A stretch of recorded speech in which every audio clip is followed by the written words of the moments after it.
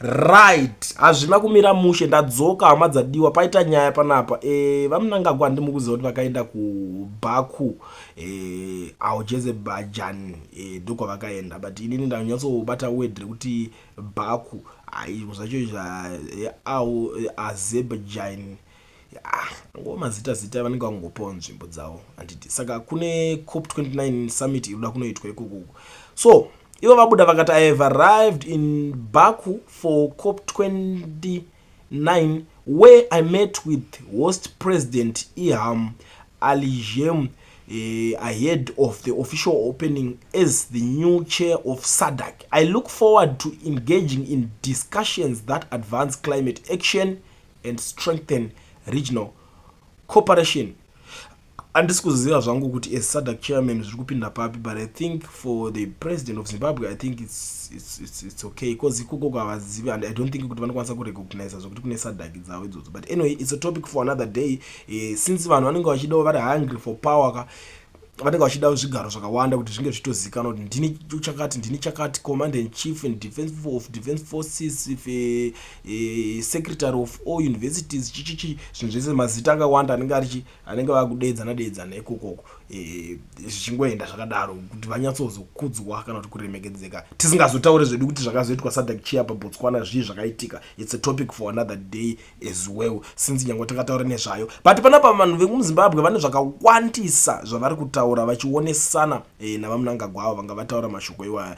Umwe ari kubvunza akati to do what exactly, why don't you try solve load shedding at home before trying to solve the world problem? Muchirungu vanoti charity begins at home. Hama dzadiwa maZimbabweans vakatsamwa tichidzika necomment section iko zvino tida kuonesana kuti vanhu vari kuti chii. Kana uchiziva kuti iwewe haufariri ZANU-PF hauchade ZANU-PF wakakura nayo ichitonga, tanga nekulike this video right now kuitira kuti ZANU-PF yacho iboikane. The more paunotolike is the more pavanoziva kuti vanhu havachasekerere zvinhu zvisina basa. Saka nyaya dziri pano ndo mamirire adzakaita ndo zvinhu zviri kutaurika nemaZimbabweans vazhinji panapa.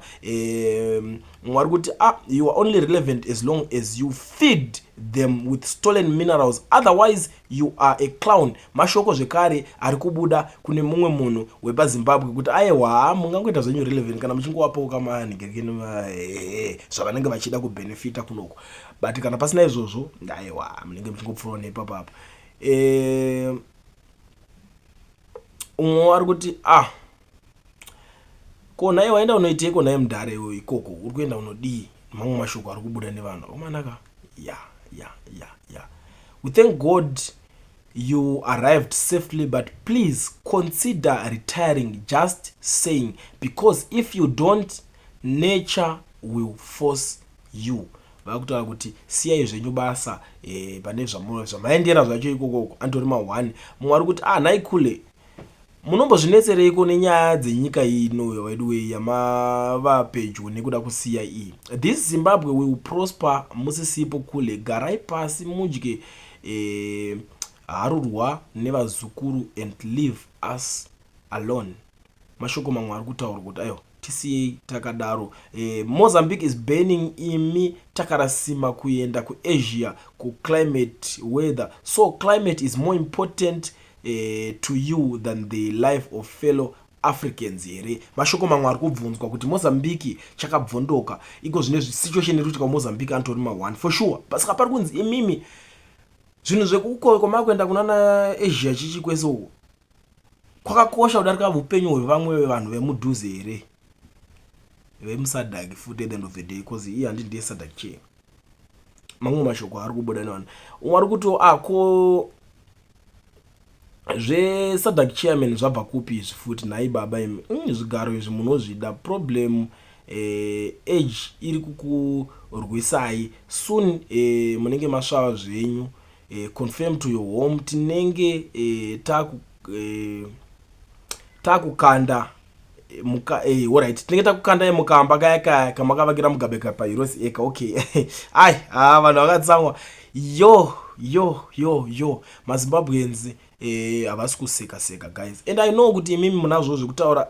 Unokwanisa kungokomentawo futi, the comment section is still open as long as ndichiri panapa yakavhurika comment section. Mukwanisa kutondiudzawo. Mwari kuti Mr President, you really need to do something ASAP. Not sure if you are cooking already, but this thing of Zimbabweans being looked as it's some charity case really is to stop. You have the power, make Zimbabwe great again at all cost. It's embarrassing for both you and me for sure.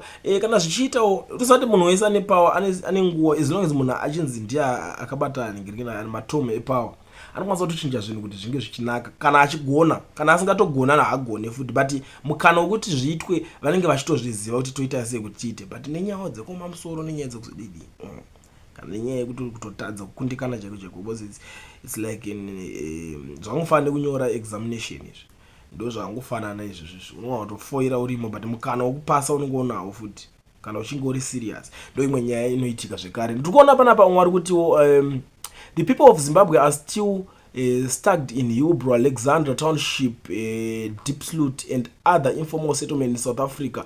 Alfred, do you have any intention to ensure the economic stability and then return back home, or you want them here while flying?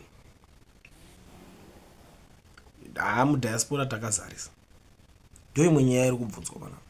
Saka plan nevanhu vese venyu munayo here, yekuti vanhu venyu imimi vazowanawo something zvekuita because kaona handini mapinda mati zvinhu zvanaka vatoriko vacho kuZimbabwe wacho pakatoipa kurutoshota, what more vakazara vari outside vakadzoka vese. Pane plan here ende pane zviri kuitwa here zvinoratidza kuti vanhu vanokwanisa kuwana maopportunities. Mubvunzo iri kubva kune maZimbabweans, because I know kuti these people havavhure kutaridza kuti vanhu vari kuti kudii, but because tiripo isusu ndo basa kwedu tinenge tichitoningirikana tichitoonesana. Ungari kuti why are you flying around meeting people when you should be stopping in South Africa and taking your rates away with you? We have many of your rates turning around here multiplying. Yeah, I will zvake rafu because I don't agree kuti munhu anoti vamwe maZimbabweans makonzo. I don't like it, but atoneta nekudedzwa mazita iwaya because of kutonga kunenge kuchita ZANU-PF ikoko. Ndinenge chingodedzwa mazita amagundwani, amakwerekwere, amachi, zvinhu zvekuti zvinorwadza, but ndosaka uchizoona kuti vanhu kazhinji pazonzwa vanowana pekupedzera hasha nezvinhu zvinenge zvichiitika izvi. So mubvunzo ngauchisvitswa zvekare kuti muchiri neplan here ipapapo kana kuti makungosiya vanhu venyu vangori kuno kwakazara muchingotenderera. You don't represent Zimbabwe, you are a product of coup and a massively rigged election. For Mnangagwa, you remain illegitimate. You are a criminal and you should be jailed for treason. You are a gang leader. We don't bow down to idiots like you. Hey, pakaipa mumwe muZimbabwe ndakutaura izvozvo. Zimbabwe is cursed with thug like you. Every opportunity for globe trotting you are in what you know about climate change.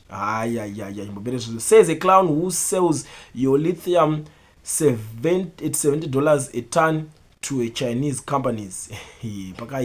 Why use so much money globally while you all people are fleeing your miserable country due to mismanagement? Go back. Pakaipa ndo mashoko ari kutaurwa nemaZimbabweans akawanda. Zvinhu zvese zvinachitaura comment section iyi handina kana kungondayitora kuenda pana vaMnangagwa pacho ipapo pa account yavo pavasenda message yavo ndakubuda ndasvika ndaenda ku ngirikinuko ndo patanga kupindurwa zvinhu izvo zvine vanhu because a lot of people were asking kuti saka zvese zvotaura zviri kubva papi zvinhu zvacho seems like ndezvo musoro mako.